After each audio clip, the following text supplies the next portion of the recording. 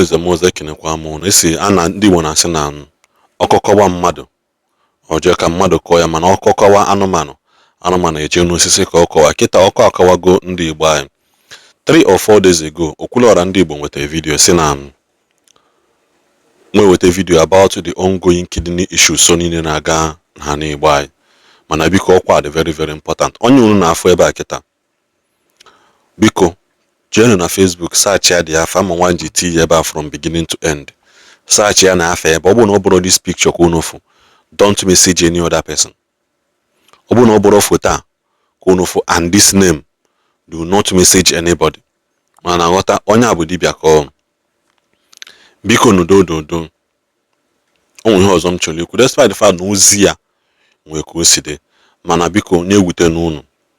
Ọ sị na ọ ya agwọ ndị ọbụla nwee kidney problem from this August down to December free, and onye terms and condition, which is one of them bụ ọ bụrụ na akawabeghị ga-arụ tii gị amụrụ m ka si eme that pipe a na-eti. Biko I'm saying it, ọdịna m ekwu ya ka mkpali onye ọbụla ọ ka m wee can we queer or to mock the pain of people. The most important thing was seeing with a good solution. You got to go, despite the fact that the man will go see oku ya will go see that man biko do ihe na achọ solution for ọdịmma onye ọbụla bụ onye Igbo. Biko enwere onye ma nwee kidney problem mana awabere ya afọ maka akabere ya dastin, this guy si kpọtali ya no ya agwọ for free from now till December. Mana ghọta osi no mkpọrọgwụ na mkpa akwụkwọ ka o ji agwọ. Mana some of the words so use na this video, this video just can bido n'oge yoba. Biko do he mmadụ na-abụrụ ofu. Maybe he has his way of communication, mana okwu ọ na-ekwu is a pain.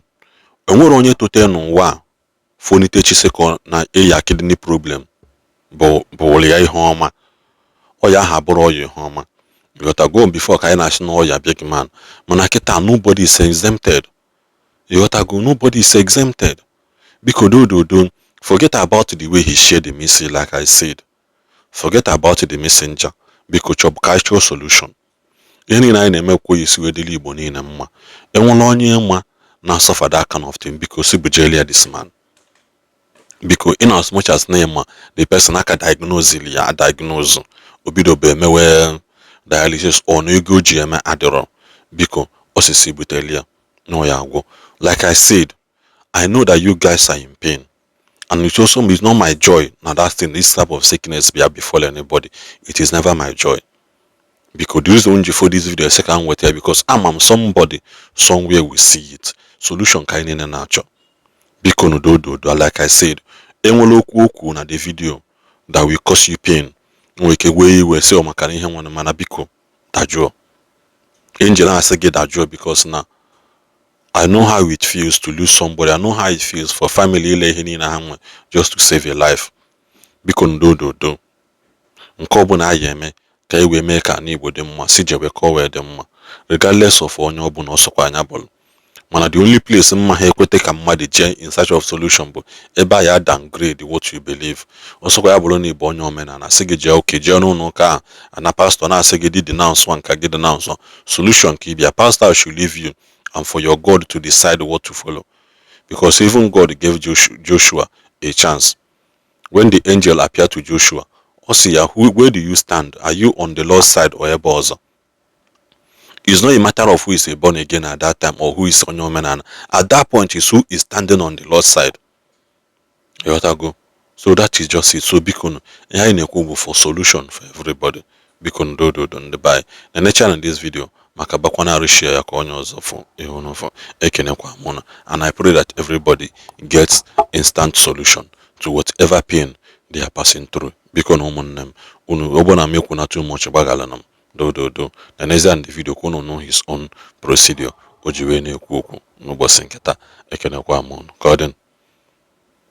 Ọ bụrụ na o nwere nwanne gị nwa, ọ bụrụ na o nwere enyi gị nwa, ọ bụrụ na o nwere ikwu gị ọgọ gị nwoke ọgọ gị nwaanyị, onye agbata obi gị nwere, ọ bụrụ onye Igbo, onye nna asị Igbo a na-asụ, onye nna anụ Igbo a na-asụ, o wee bụrụ na ọ gara ụlọ ọgwụ wee diagnose ya kidney problem, gekwe m ntị. o wee bụrụ na ọ gara ụlọ ọgwụ a diagnose ya kidney problem from today being 14th day of August 2026. Odogwu akata ka take this challenge till December. Ebe na ebe ụlọ onye Igbo anọ na n'ugwu na-agbọ n'oru n'Igbo gị wee jụọ ụlọ ọgwụ wee nesia gị ahụ wee sị na gị nwee kidney problem, mana ha adụbeghị gị ntụtụ n'ahụ, ha awabeghị gị obi, ha awabeghị gị isi afọ, ha awabeghị gị ụtakụ, chọrọ m bịa mma gwọ gị. Ọkwara ị ga-aṅụ ọgwụ Igbo, o nwere ihe na-ajụ gị chere, ọkwa ị ga-aṅụ mgbọrọgwụ ga-aṅụ mkpa akwụkwọ, ọkwa ihe anaghị enyekwe gị ọgwụ mkpụrụ ọgwụ chọk, ọkwa ị ga-aṅụ mgbọrọgwụ na mkpa akwụkwọ, ị ga-aṅụkwa mgbọrọgwụ na mkpa akwụkwọ, ị sị na ị ga-aṅụ, mana ọkwa ịhụ ndị ahụ niile a ji mee experiment, unu ọhụrụ ndị nke ahụgo victim eji mee experiment, abịakwala be m, don't come to my house. Ọ bụrụ na ịhụgo victim fọrọ mugu jee buru onwe gị busa ha wee waa gị obi, ha wee na-awa gị ụtakụ, waa gị afọ, buru ọbara gị na-aga na machine na-ebupụta, gị na ha na-ezuzukwa ihe gị na ha na-ezuzu ebe ahụ. Don't come to my house. Gee ntị, onye Igbo mụrụ m, onye Igbo zụrụ m, aṅụrụ mmiri ara Igbo, anyị nwa ndị Igbo anyị anaghị ezuzu ezuzu. Kedu ụdịrị ihe nga na-aya onye Igbo n'ụwa ọ ga-eji ije nọdụ mmadụ ibe ya mere ọbara ya mịnye na machine, asacha isi ya na machine, mịachite ya azụ na ile ewu. Ndị mmadụ amara ife. People don't think. Isi na-eme dialysis, then ọwụdị onye ndị otu aka ịkakọta m ka m gwọ, ọwụ ihe nji bụrụ dibịa.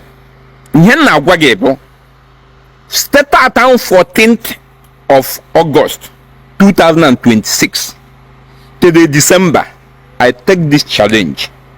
Ị bịa na be m o wee bụ na ị nwere kidney problem, m enye gị ọgwụ free from tata till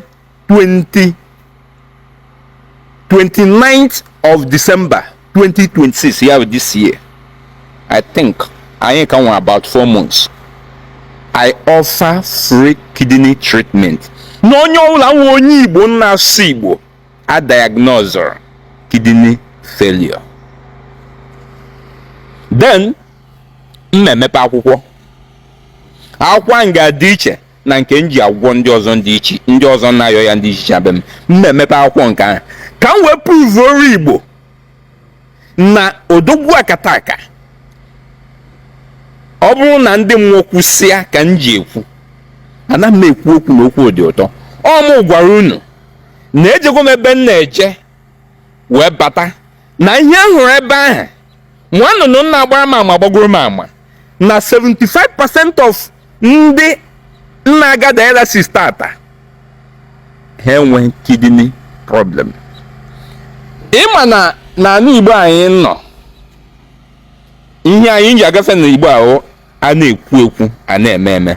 Then January m na-ebupụtara unu akwụkwọ kpọpụtara unu ndị niile anyị nyere treatment mmalitere bịa from this August to December, nye unu their details, ndị anyị ngwogoro na ndị anyị ka na-enye treatment. Unu wee hụzie volume of ndị free within this short period of time. Unu wee maa na mmụọ anaghị ekwu ka mmadụ. Ọ m ka a na-akpọ odogwu akataka. Odogwu abịara m ka ọ dị mma, ihe niile na-eme bụ ka ọ dị mma. Ị maara gị amaghị, ekwetara gị ekwetara. Nwoke adịgo na nwoke adịgo. Na alụ m na nwoke dị na be m, enwere m ive Igbo jiri dị ebube. Wetakwana, o nwere nkwa m kwere unu, asị m unu na next year ka ọ ga-adị gị eme. Onye ọcha ahụ nna unu chọk ka ọ dị agodi. Odogwu iwe dị na be m. Abịa m ka m gwa unu na ndị ochie mụtara ndị ọfọ. Onye si na anyị agaghị ebi, onye si na agbụrụ Igbo ga-ekuluzu, onye kwuru na anya mma mbi, onye sịrị na agbụrụ Igbo ga-ekuluzu, onye ahụ ama ya ga-ekuluzu. I'm here for the betterment of the people. Nyamulin. Ha! Odogwu. Nwoke dị na be m. Nwoke dị na be m.